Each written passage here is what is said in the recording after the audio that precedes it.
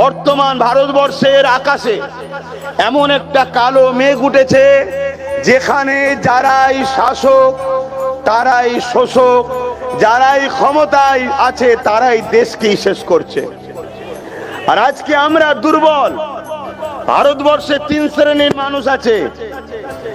এক শ্রেণীর মানুষ এত উপরে উঠে গেছে তাদের নিচের দিকে তাকাবার সময় নাই, তারাই তো দেশকে খরিদ করছে।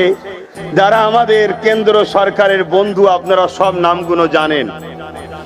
দ্বিতীয় শ্রেণী হলো যারা মিডিল ক্লাস, তারা ওপরে উঠার জন্য এত ব্যস্ত, দেশ ধ্বংস হয়ে যাচ্ছে তাদের কোনো খেয়াল নেই। নেতাদের চামচাগিরি করে করে শুধু অবৈধভাবে কন্ট্যাক্ট লবো, টাকা ইনকাম করব, এই চিন্তায় পেরেশান, দেশকে নিয়ে ভাবার সময় নাই। তৃতীয় আরেকটা শ্রেণী যারা অবশ্যই ভারতবর্ষের জন্য জীবন মরণ আজও লড়ছে, কিন্তু দুঃখের বিষয় তারা একেবারে মাটিতে পড়ে থাকা লোক।